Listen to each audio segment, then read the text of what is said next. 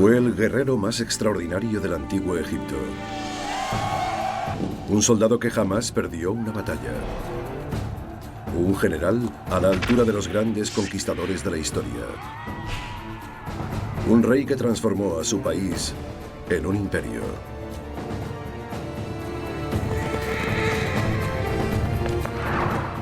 Con el descubrimiento de nuevas pruebas y con la ayuda de los últimos análisis forenses, podemos desvelar por fin los secretos de su genio militar y de los demonios interiores que le alentaron. Esta es la asombrosa historia de Tutmosis III, el Napoleón de Egipto. Tutmosis, el faraón guerrero.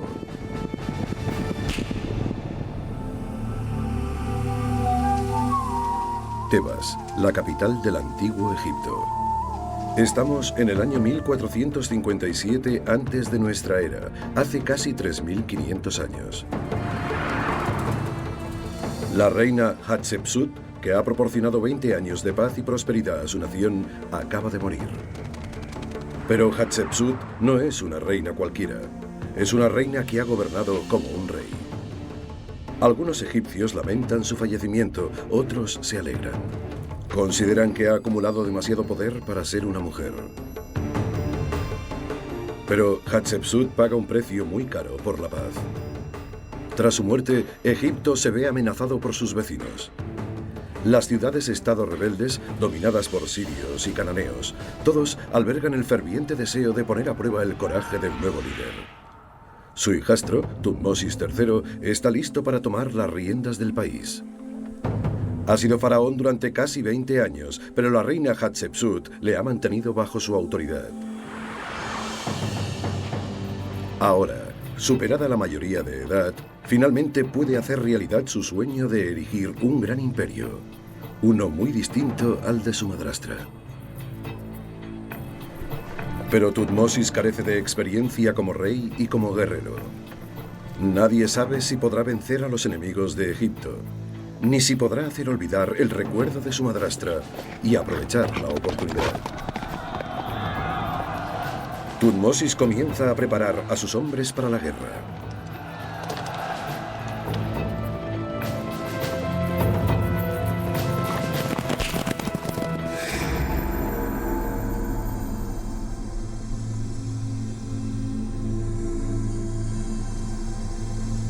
$3.500 años después, Tutmosis descansa dentro de una vitrina en el Museo de El Cairo. Su rostro parece insinuar una leve sonrisa. Es el rostro de un magnífico guerrero que forjó un imperio. Esta momia corresponde a uno de los personajes más importantes de la historia. Este hombre era un guerrero. Hoy todavía se estudian sus gestas en todas las academias militares del mundo. Por eso, cuando le miro, me pongo a temblar. Tiemblo por el poder de este hombre que convirtió Egipto en un imperio.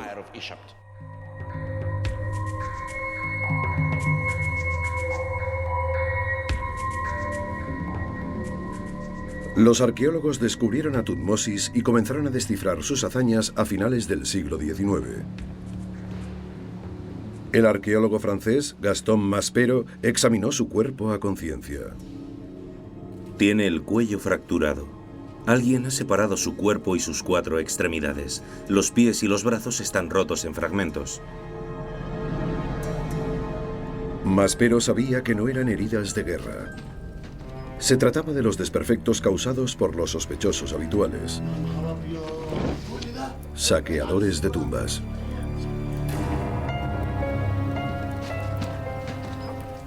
Los ladrones sacaron la momia de Tutmosis III de su ataúd. Desvalijaron su sepulcro y le quitaron sus joyas.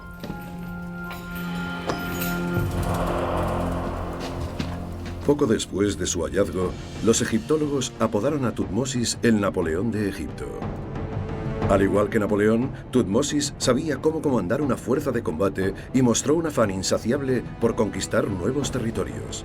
Y como lo hiciese el emperador francés, los conquistó. Pero Napoleón sufrió derrotas y reveses terribles, mientras que Tutmosis jamás perdió una sola batalla.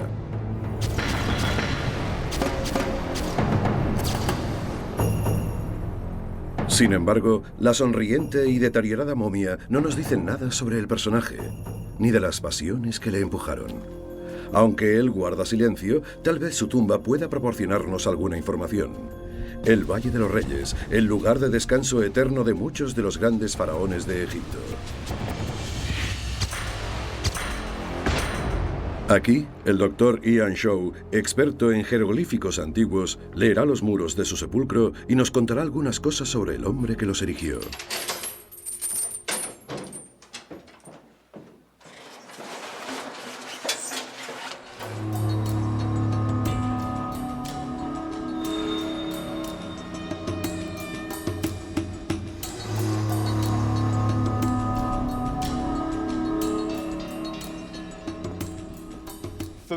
Lo más sorprendente de esta tumba es la frescura y la inmediatez de sus imágenes.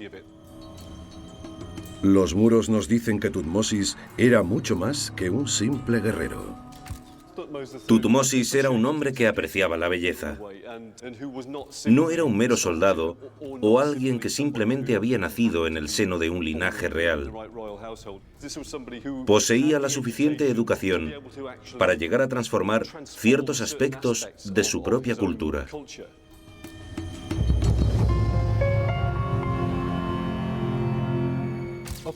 Aquí arriba vemos al rey. Aquí se hace referencia a la muerte del rey y a su transformación en una especie de dios sol. Las inscripciones describen asimismo los conjuros mágicos que le ayudarán a llegar al más allá. Antiguamente se creía que los faraones como Tutmosis eran más que reyes, eran seres sobrehumanos destinados a la inmortalidad. Pero aquí, en la Tierra, el joven Tutmosis tal vez no era tan divino. Había nacido en un mundo dominado por su madrastra. Hatshepsut era la esposa preferida de su padre, el faraón. La madre de Tutmosis ocupaba un rango inferior en el harén de su padre. No era de sangre real. Hatshepsut, sí. Algunos especulan que su madrastra ya concentraba demasiado poder cuando su padre aún estaba vivo. Cuando el faraón murió, Tutmosis se convirtió en heredero al trono. Pero no era más que un niño, de modo que Hatshepsut gobernó como regente en su lugar. Sin embargo, ella tenía sus propios proyectos. Envió exploradores a tierras lejanas, importó aceites, incienso, perfumes y oro. Encargó la construcción de grandes templos y monumentos, y a los 10 años de regencia hizo algo inconcebible. Se autocoronó faraón. Ninguna reina había hecho jamás algo semejante, y mucho menos en vida de un heredero legítimo al trono. Se vestía como un rey, lucía ropa de hombre y la barba postiza tradicional de los faraones. Se hacía representar como un varón en esculturas y relieves. Para un país conservador como Egipto, su conducta era un ultraje. Bajo su reinado, Egipto evitó la guerra durante más de 2 décadas. Pero ello le costó muy caro. Las ciudades-estado rebeldes arrebataban territorios a los egipcios a lo largo de su frontera septentrional. Con una madrastra ejerciendo tanto poder, Tutmosis tuvo que buscar un ámbito en el que desarrollar su talento. Optó por la vida militar. Se convirtió en soldado y comandante, abandonando las comodidades y las intrigas de la corte.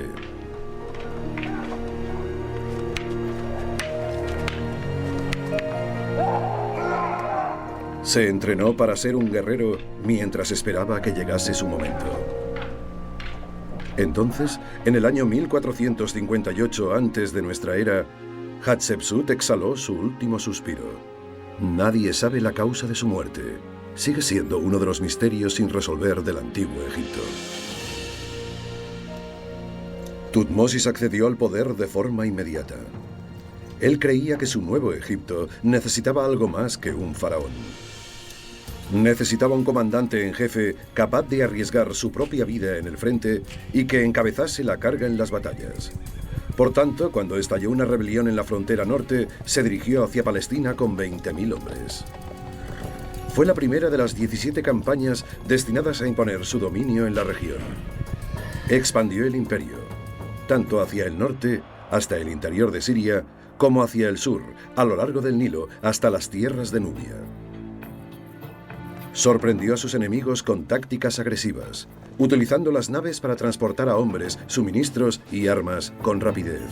Su ejército llegó a transportar naves por tierra a regiones tan lejanas como el río Éufrates. Tutmosis también se comportaba como un general moderno en otros aspectos.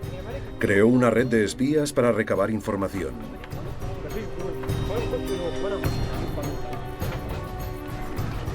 Pero con los barcos, los nuevos medios de transporte y el espionaje no era suficiente. Necesitaba armas. Armas superiores que socavasen el afán de lucha de sus enemigos. Y para ello, recurrió a la mejor tecnología de la época.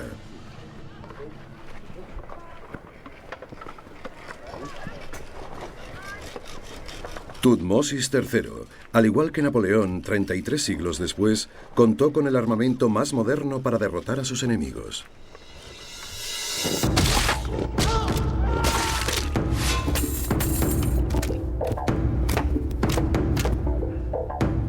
¿Qué tipo de armas empleaba Tutmosis?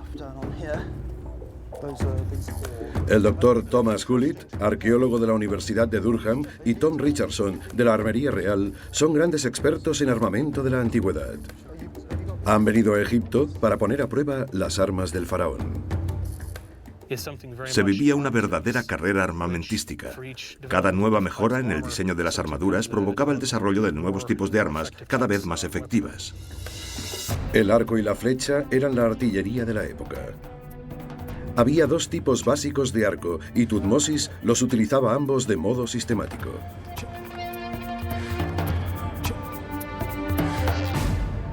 El arco común consistía en una vara de madera y una cuerda hecha con tripas de animal atada a los extremos. Se podía producir en grandes cantidades y Tutmosis armaba con ellos a la mayor parte de su infantería. Cada arquero lanzaba aproximadamente una decena de flechas por minuto. La lluvia de flechas penetraba en la carne y rompía los huesos. Para hacer del arco y la flecha una artillería aún más letal, Tutmosis adoptó una innovación reciente. El arco compuesto estaba formado por 3 capas superpuestas de madera, cuerno y tendones de animal que le daban una mayor resistencia y un mayor alcance. Pero este arco resultaba caro. El ejército solo podía pertrechar con ellos a sus oficiales y a los acompañantes de los aurigas. El arco compuesto podía propulsar una flecha a 300 metros de distancia, casi el doble que el arco común. Con los dos tipos de arcos, Tutmosis podía atacar a sus oponentes a corta y a larga distancia. Imaginemos a 1 millar de arqueros, cada uno con 2 docenas de flechas lanzándolas en 2 minutos, 24.000 misiles letales. Sus enemigos no tendrían a dónde ir, ni dónde esconderse.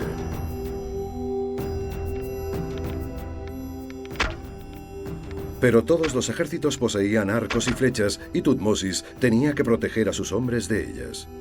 La solución era la armadura. Eso significaba usar los chalecos antibalas de la época, una tecnología tan eficaz que su uso se prolongó durante generaciones.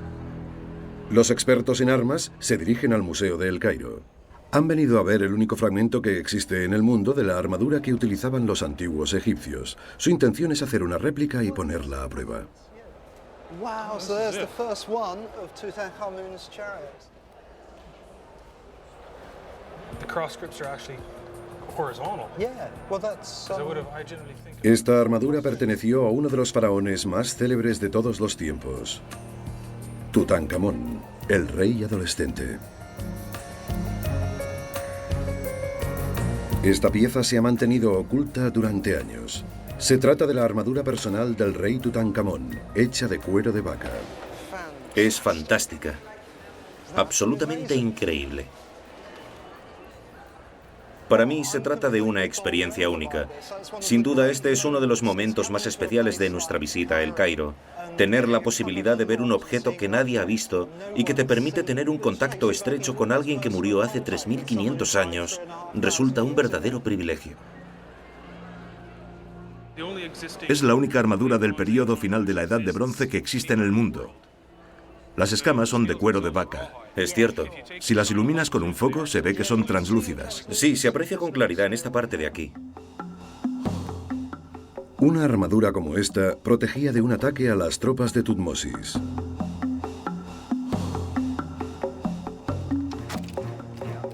¿Pero servían para algo ante el impacto de una flecha? El único modo de averiguarlo es ponerla a prueba. Los expertos colocan una armadura de cuero de vaca alrededor de un pedazo de carne de animal.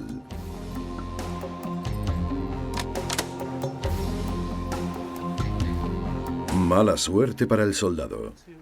La flecha perfora con facilidad la armadura y la carne hasta el hueso. Ha llegado hasta el hueso. Sí, ha entrado hasta el hueso. La armadura no inmuniza al portador que recibe el impacto de una flecha.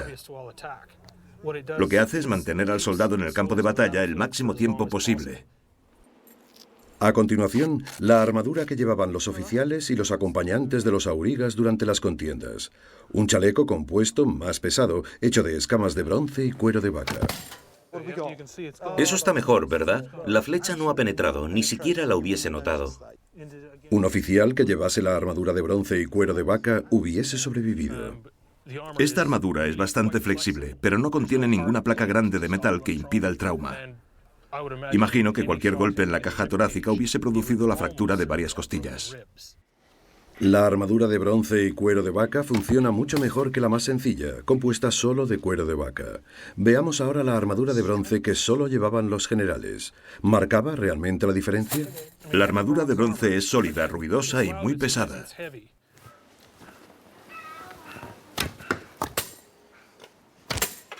Funciona a las mil maravillas. Es exactamente lo que esperaba. ¿Has visto cómo se ha doblado? Es exactamente lo que esperaba. Las pruebas demuestran que cada nueva armadura, desde la de cuero de vaca hasta la de bronce, proporciona una mayor protección. El chaleco antibalas de la época, la armadura de bronce macizo, era la mejor, pero presentaba dos inconvenientes. Pesaba demasiado para el combate cuerpo a cuerpo. Además, en el desierto, donde las temperaturas pueden superar los 40 grados centígrados, los soldados de a pie no podían utilizarla, y resultaba muy cara. Ni siquiera los egipcios podían pertrechar a todo un ejército con armaduras de bronce macizo. Tutmosis era consciente de que no bastaba con disponer de flechas y armaduras. Había que maniobrar a las tropas y situarlas en la posición adecuada. Para hacerlo, Tutmosis empleó el carro. Pero disparar una flecha con precisión desde una plataforma en movimiento no debía ser nada fácil. ¿Cómo lo hacían?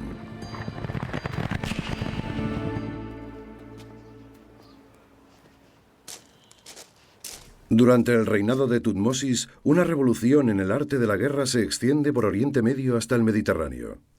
Resulta imposible calibrar los enormes cambios acaecidos en Egipto durante el periodo final de la Edad de Bronce. El arco compuesto y el carro eran armas que transformaron completamente la manera de luchar de los combatientes. Las mejoras tecnológicas propiciaron la creación de carros más pequeños, más ligeros y más rápidos. Con la aparición de las ruedas de 6 radios en lugar de 4, los carros adquirieron una mayor robustez y maniobrabilidad. Pero los nuevos carros perdían en estabilidad, lo que ganaban en velocidad. ¿Puede un arquero hacer diana desde esta pequeña plataforma en movimiento? Vamos a intentar lanzar unas flechas desde un carro en movimiento para conocer el grado de dificultad. Ninguno de los dos ha subido nunca en un carro como este. Hemos lanzado una moneda al aire y él ha perdido. Bueno, a ver qué tal va. Con ruedas de madera, sin amortiguadores, galopando a través de un terreno irregular. En las imágenes parece fácil, pero ¿logrará Tom alcanzar alguna diana disparando flechas a discreción? Hemos atado una cuerda a la plataforma para hacerla un poco más estable. En la antigüedad, el arquero y su auriga solían ir siempre juntos y se conocían a la perfección. Eso facilitaba la tarea de indicar al conductor que fuese más rápido, más despacio o que el carro se movía demasiado. El auriga debía saber instintivamente dónde situarse para que el arquero tuviese el mejor ángulo de tiro. Y desde luego su compenetración debía ser perfecta, ya que todo eso tenía lugar en el fragor de la batalla. El terreno es muy irregular. Bueno, voy a probar otra vez. A ver qué pasa. Y esta vez consigue alcanzar una diana tras otra. Si Tom puede hacerlo después de solo una prueba, imaginen los centenares de aurigas bien entrenados del ejército de Tutmosis. Debía constituir una fuerza de combate terrorífica y letal. Estamos hablando de un contingente importante. Cientos de carros, todos avanzando juntos en formación y lanzando flechas. Esas mortales flechas con la punta de bronce. La revolución que supuso esta nueva arma es tan significativa como el uso de la aviación en los conflictos bélicos a lo largo del siglo XX.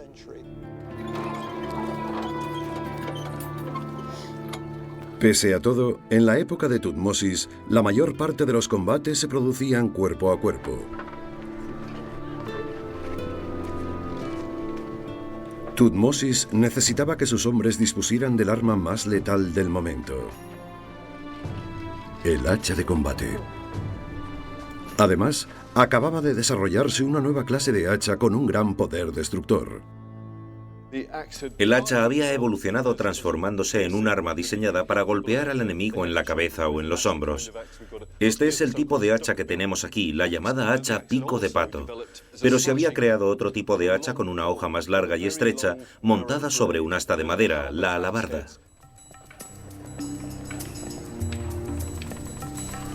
Con las hachas, los soldados de infantería podían causar estragos.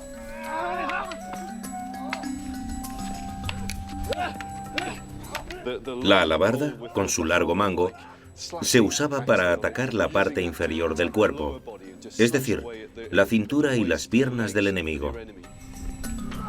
El hacha pico de pato servía para atacar la parte superior del cuerpo y la cabeza.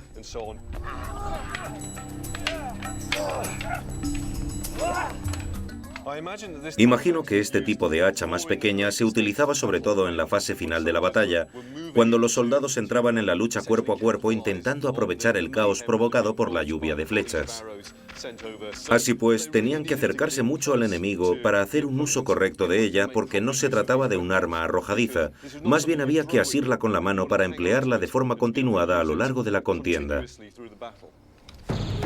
El hacha era un arma letal, y contemplar a 1 millar de hombres blandiéndolas debía ser una experiencia aterradora. El aspecto de las armas debió ser importante para los egipcios. Enfrentarte a un ejército con una apariencia uniforme y ver a una serie de falanges, todas ataviadas de bronce resplandeciente avanzando en bloque, debía causar una profunda impresión al enemigo. John Mainwaring es un experto en armas de bronce antiguas. El requisito con este tipo de armas, diseñadas para la lucha cuerpo a cuerpo, es la confianza en la falange o en el grupo.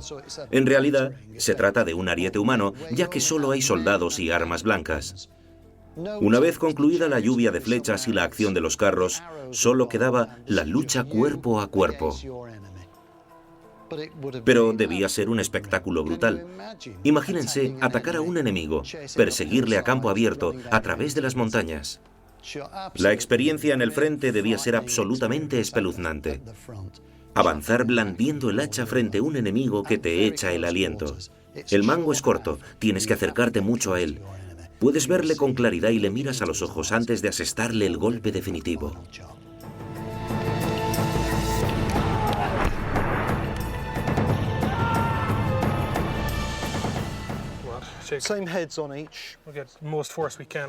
Sabemos que el hacha podía perforar una armadura ordinaria, pero ¿era lo bastante fuerte para destrozar la armadura de bronce que llevaban generales y oficiales?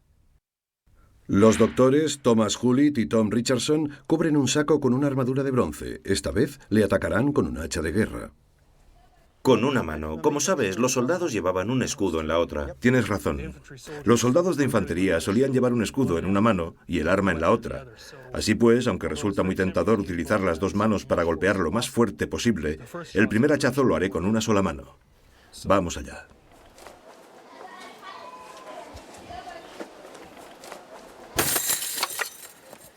Right.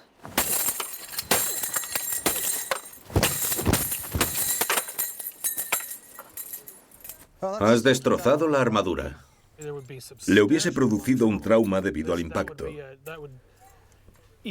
Aunque no le hubiese causado una herida abierta, probablemente hubiese sufrido una lesión muy grave. Si un oficial de élite se enfrentaba a un soldado armado con un hacha, podía sobrevivir al ataque, aunque resultaría gravemente herido debido al trauma producido por el impacto. En cualquier caso, siempre tendría más posibilidades de salir con vida que si no llevase nada. Las pruebas demuestran que el hacha hubiese herido incluso a los oficiales de élite ataviados con una armadura de bronce. Flechas, armaduras, carros, hachas.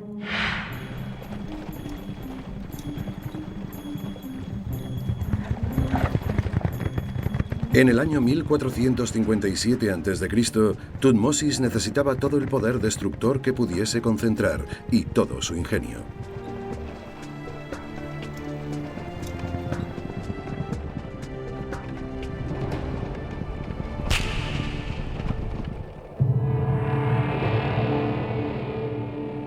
Pocos meses después de acceder al trono, los jefes tribales del norte se rebelan contra el dominio egipcio. Es una provocación inadmisible. Podría bloquear una ruta comercial clave, desbaratando la economía de Egipto. Un gobernante que sueña con expandir su imperio no puede tolerar dicha afrenta. A diferencia de su madrastra, Tutmosis no renunciará a su poder a cambio de la paz. El faraón reúne decenas de miles de armas, gran cantidad de suministros y a unos 20.000 hombres. Se dirige con su ejército hasta una fortaleza situada en la frontera de Gaza. Desde allí, tiene que avanzar unos 100 kilómetros hasta Megido. Pese a comandar un ejército profesional, muchos de los soldados proceden de familias pobres, que se ponen al servicio del rey con la esperanza de hacer fortuna. Si sobreviven a la batalla, algunos volverán con oro, ganado, caballos e incluso mujeres. Tutmosis añade un escriba a la tropa, un reportero real, para dar fe de las acciones de guerra. Al igual que los grandes jefes militares que le sucederán, Julio César, Alejandro, Napoleón, Tutmosis es consciente del poder de la palabra escrita y quiere asegurarse de controlarla. Su escriba, un comandante del ejército llamado Tanuni, se convierte en el primer reportero de guerra que presenciará la carnicería y la describirá para la historia. Su relato está publicado en el templo de Karnak, en la capital.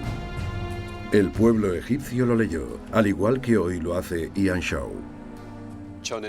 Tanuni viajaba con el ejército de Tutmosis III y se puede decir que fue el primer corresponsal de guerra de la historia.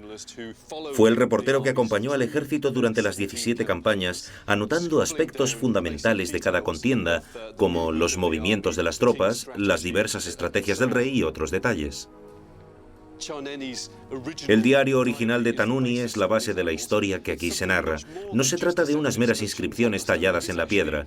Es el relato escrito por alguien que probablemente tuvo que esquivar flechas mientras seguía las evoluciones del rey durante las batallas. El escriba era a la vez reportero de guerra y propagandista. Su relato incluye la batalla más célebre de Tutmosis, un enfrentamiento épico que tuvo lugar en una ciudad situada en pleno desierto llamada Megido. Esta ciudad constituye el punto clave de una importante ruta comercial. Es la puerta de entrada a las riquezas del norte. Megido es tan importante desde el punto de vista estratégico que será motivo de enconadas luchas durante los siglos venideros. Hoy la conocemos con el nombre de Harmagedón. Al final, Tutmosis se dio cuenta de que si quería expandir su imperio tenía que tomar Megido. Las fuerzas rebeldes, lideradas por los cananeos, establecen sus posiciones en el exterior de la ciudad fortificada. Uno de los flancos se dirige al norte y el otro hacia el sur. El ejército egipcio no se ha enfrentado a ningún enemigo poderoso en los últimos 20 años. Toda una generación de soldados egipcios no ha librado jamás batalla alguna. Sin embargo, Tutmosis no puede permitirse más demoras. El faraón cruza el desierto con su ejército a un ritmo de 25 kilómetros al día para reducir la distancia con los rebeldes. En una ciudad cercana a Megido, llamada Yemma, Tutmosis celebra un consejo con sus generales. Aunque es el faraón, comandará a sus hombres en la batalla. En las inscripciones vemos la imagen de un Tutmosis III audaz y enérgico. No lo presenta como un viejo caduco sentado en su trono de la corte. Estaba en primera línea, tomando decisiones. Estos jeroglíficos explican qué ocurrió exactamente cuando Tutmosis III celebró aquel consejo con sus generales. Aquí se narra la conversación que sostuvo con los generales con todo detalle. Aquí se ve el símbolo que corresponde a vía o camino. Ahí hay otra referencia al camino. De modo que, en este fragmento de la inscripción, están discutiendo sobre las posibles rutas que podían tomar. Existen 3 rutas que llevan hasta Megido. 2 son caminos llanos, cómodos y largos que rodean la cordillera. El tercero es más corto, un desfiladero estrecho y traicionero. Pero discurre a través de las montañas y va a parar directamente al campo de batalla. Sus generales le aconsejan que opte por una de las rutas más sencillas. Pero Tutmosis piensa que el enemigo espera que haga justamente eso. Toma una decisión arriesgada. Su escriba, Tanuni, afirma en su relato que Tutmosis dedicó estas palabras a sus soldados. Soy el preferido de Ra, elegido por mi padre Amón, rey de los dioses. Iremos por el desfiladero. Los que estéis conmigo, seguidme. Seguid a vuestro rey. Y las tropas gritaron, seguiremos a nuestro rey, allí donde vaya.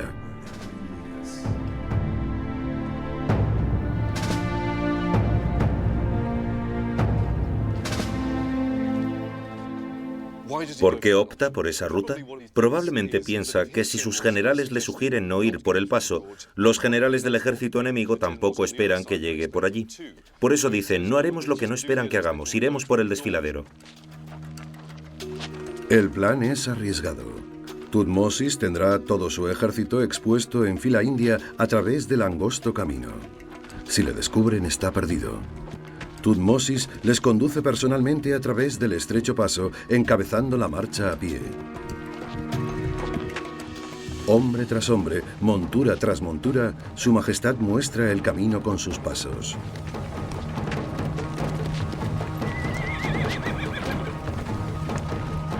El faraón ordena incluso transportar los carros a través del desfiladero.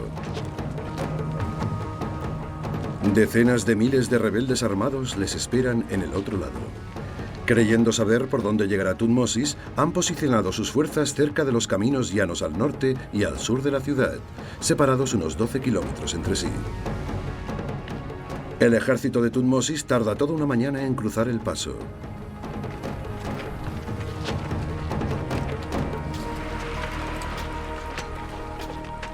Cuando salen, se encuentran a poco más de 1 kilómetro de Megido.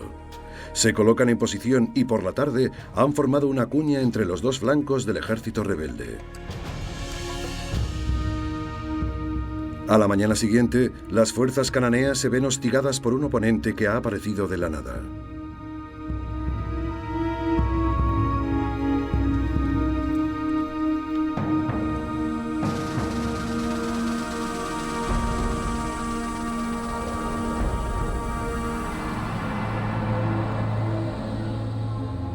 أحسن وحوش هنكسب.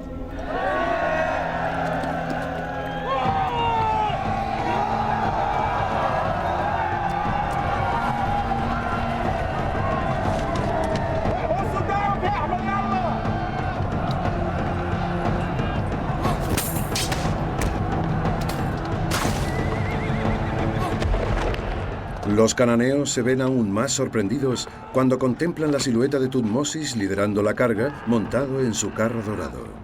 Muy pronto se rompen las filas de los rebeldes y huyen despavoridos. Abandonaron sus caballos y sus carros de oro y plata como si hubiesen visto un espíritu maligno. Hay que recordar que la mayoría de esos soldados eran analfabetos. Ellos personalmente no nos han dejado relato alguno de lo que sucedió en la batalla. De modo que estos relieves son la única prueba real de la que disponemos sobre cómo vivieron la batalla los soldados de a pie. En ellos podemos ver imágenes de soldados aplastados bajo las ruedas o los cascos de carros y caballos. Los vemos incluso enredados literalmente en los radios de una rueda.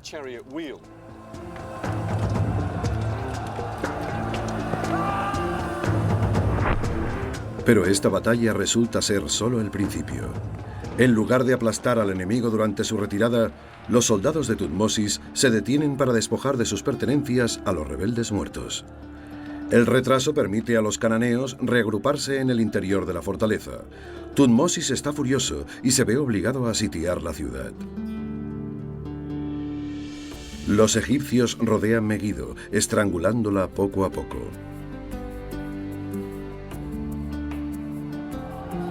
La ciudad tarda 7 meses en caer. Ahora los habitantes y sus posesiones son víctimas del pillaje.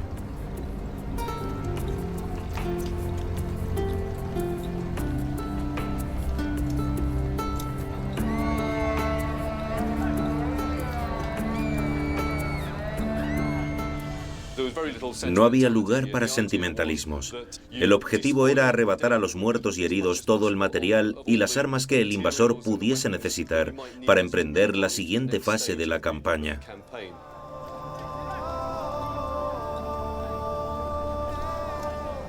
La lista del botín incluye casi 900 carros, 200 armaduras y 2000 caballos. En el saqueo murieron muchos miles de hombres. Después de la batalla, los egipcios cortaban las manos de los enemigos muertos y las ofrecían a su rey para llevar la cuenta.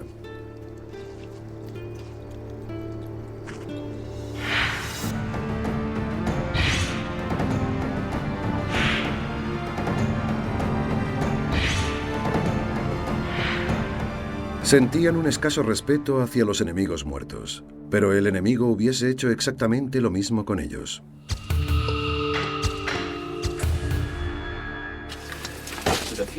Bones scattered everywhere.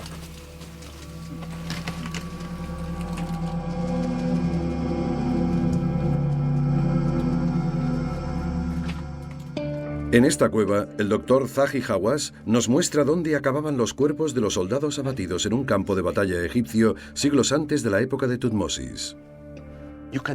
Aquí vemos el resultado de una dramática escena que ocurrió hace más de 3.900 años. Tenemos que cerrar los ojos e imaginarnos a 60 soldados valientes que lucharon y murieron para defender a Egipto. El rey les homenajeó y los enterró aquí. Estos son los huesos de soldados egipcios anónimos marcados por las heridas de guerra para toda la eternidad.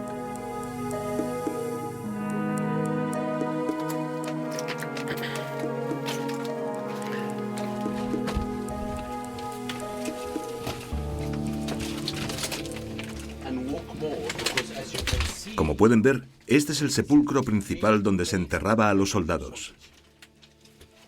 Hay lino esparcido por todas partes. Mezclado con los huesos, encuentran el lino utilizado para envolver sus cuerpos hace 40 siglos. Los huesos son testimonio del horrible efecto del arma más avanzada y mortífera de la antigüedad. Aquí hay una flecha. Y ahí hay otra. Miren a este hombre. Tiene una flecha clavada en su brazo. Otra flecha. Y otra. Cráneos. Este recibió el impacto de una flecha en la cabeza y perdió un ojo. A este le arrancaron el brazo derecho.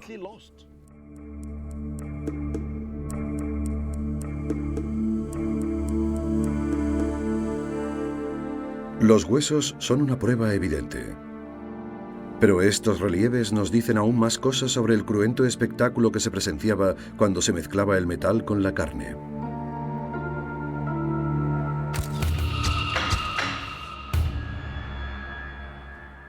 El doctor Gonzalo Sánchez, neurocirujano y coronel del ejército durante la guerra de Vietnam, ha estudiado los relieves antiguos y los ha comparado con fotografías médicas modernas. Este individuo que cae del carro presenta una hiperextensión en la parte posterior de la cabeza, hacia atrás, con los hombros echados hacia adelante, girando los brazos, con las manos hacia abajo y extendiendo la cabeza y las piernas.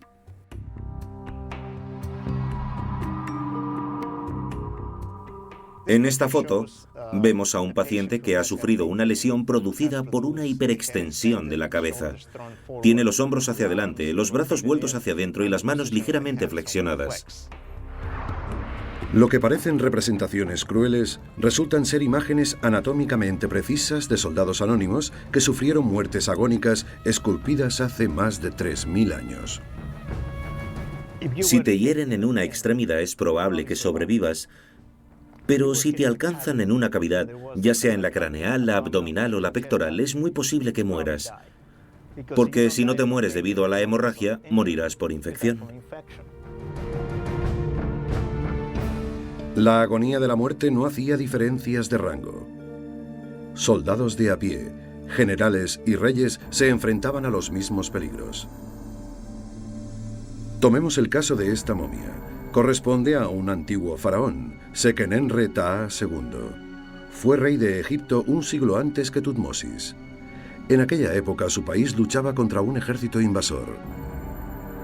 Sánchez examina una radiografía de sus restos y nos revela los detalles forenses del rey muerto en combate.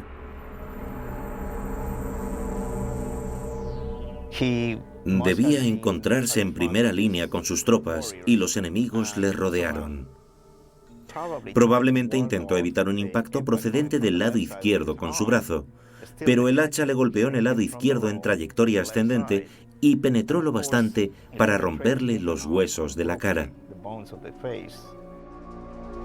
El cráneo de Seqenenre se encuentra en pésimas condiciones. Presenta marcas de múltiples impactos realizados desde cerca, con un hacha corta, con un hacha larga y posiblemente con un palo o una maza.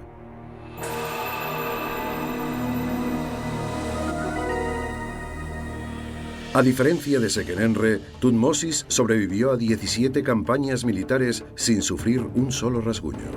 Aunque sabemos bastante acerca de Tutmosis el guerrero, sabemos muy poco sobre los motivos que le impulsaron a ser la clase de rey que fue.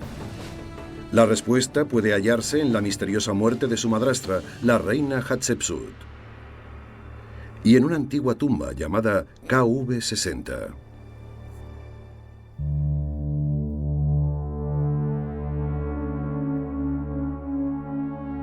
Tutmosis, al contrario de lo que le sucedió a Napoleón 3.000 años después, conquistó territorios y los mantuvo. Forjó el mayor imperio de Egipto. Se extendía a lo largo de casi 3.000 kilómetros desde el Líbano en el norte hasta el actual Sudán, en el sur. Su Egipto era estable y poderoso, un centro del arte y la cultura.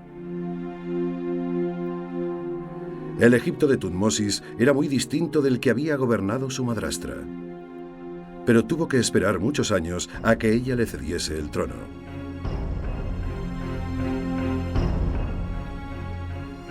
Algunos arqueólogos sostienen que Tutmosis organizó su asesinato y ocultó su cadáver. Alguien se llevó el cuerpo de su cámara mortuoria. Ahora, tal vez estemos a punto de descubrir sus restos. Hace 100 años, en el Valle de los Reyes, los arqueólogos hallaron 2 momias en una pequeña tumba cercana a la cámara mortuoria de Hatshepsut. Los arqueólogos identificaron a una de ellas, correspondía al cuerpo de la nodriza real, pero la identidad de la otra permaneció desconocida. Ahora, las egiptólogas Salima Ikram y Yanis Kamrin se unen al doctor Zahi Hawass para inspeccionar la momia. Hawass piensa que podría ser la reina Hatshepsut.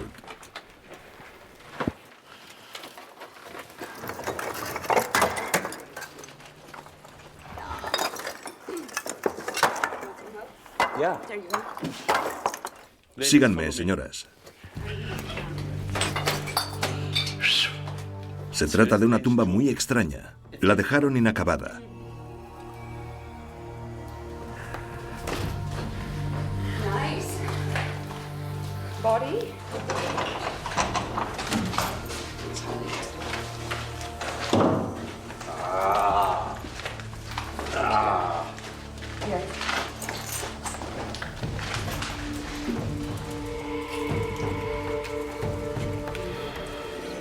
Primero comprueban si sus brazos están colocados en la postura tradicional de las reinas. Lo están. ¿Quién dijo que era mayor? También parece tener la edad atribuida a Hatshepsut. Debe tener unos 45 años. Tiene unos senos grandes y caídos. Eso se aprecia claramente aquí y aquí. Para el Dr. Hawass, parece una reina. Cuando he abierto esta caja y he visto su rostro, he tenido la sensación de que pertenecía a la realeza. Su rostro es el rostro de una reina. ¿Qué reina? No estoy seguro. Podría tratarse de la reina Hatshepsut. Pero la doctora Ikram argumenta que Hatshepsut no hubiese sido enterrada como una mujer. No creo que sea Hatshepsut porque, como dice Janice, después de exhibirse como un rey durante tantos años, debieron enterrarla como tal. Pero el hecho es que en el ataúd aparece escrito el nombre de Hatshepsut. ¿Está escrito el nombre de Hatshepsut? Sí. Deciden investigar los demás objetos hallados en la tumba. Todo parece normal, excepto una cosa.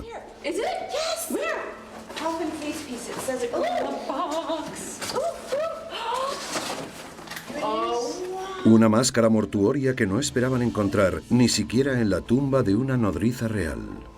Podría tratarse de la máscara de Hatshepsut. El hallazgo de una máscara con un agujero para colocar la falsa barba de los faraones resulta muy tentador, dada su costumbre de hacerse pasar por hombre. Este agujero podría ser para la barba real. Está hecho exactamente con ese propósito. Los egipcios siempre hacían este orificio para encajar la barba real. Se trata, pues, de la máscara de una reina.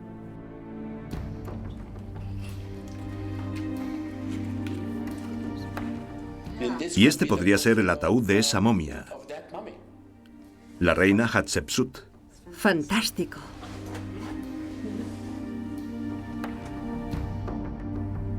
No es una prueba suficiente para determinar que se trata efectivamente de la momia de Hatshepsut.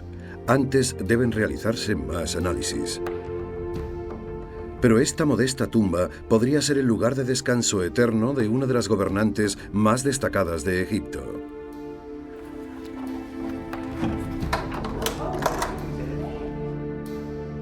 Si Tutmosis había ordenado el asesinato de su madrastra, parece lógico que abandonase su cuerpo en esta oscura tumba. No es un caso irrefutable, pero sabemos una cosa a ciencia cierta. Cerca del final de su vida, Tutmosis exteriorizó finalmente sus sentimientos y se vengó públicamente de Hatshepsut. Si se observan con detenimiento, en los templos de Deir el-Bahari y Karnak se intuye el perfil de una figura. Alguien la ha borrado. En otros muros aparecen más imágenes del mismo personaje, todas eliminadas deliberadamente por orden directa de Tutmosis. Son imágenes de la reina Hatshepsut.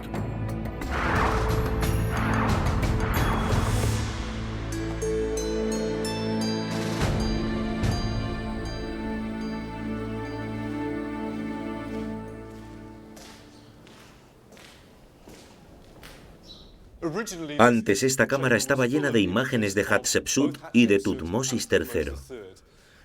Pero las de la reina se han suprimido todas. Aquí al lado de Horus y Tot, allí arriba en la esquina superior derecha. Incluso la imagen que representa acá el doble espíritu de Hatshepsut también está borrada. Aparte de exhumar el cuerpo de Hatshepsut y lanzarlo al Nilo, esto es lo máximo que podía hacer para erradicarla de la historia.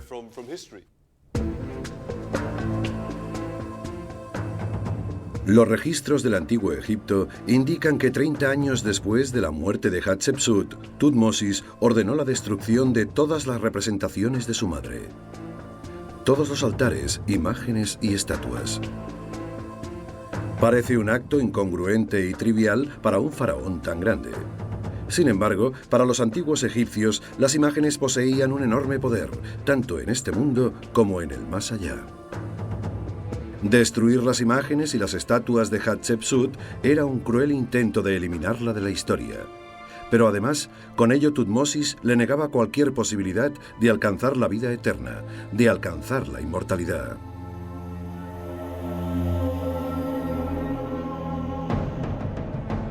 ¿Fue el castigo recibido por una reina que sobrepasó los límites de sus funciones al autoproclamarse faraón? ¿O fue un acto de venganza personal de Tutmosis? Sea cual fuese la razón, envuelve en un halo de enigma a Tutmosis, el faraón conocido como el Napoleón de Egipto. Un hombre complejo que luchaba contra sus propios demonios. Pese a ello, durante sus 32 años de reinado, Tutmosis extendió el imperio egipcio con flechas, armaduras, carros, hachas y con la sangre de sus soldados. Fue un brillante estratega que jamás perdió una sola batalla.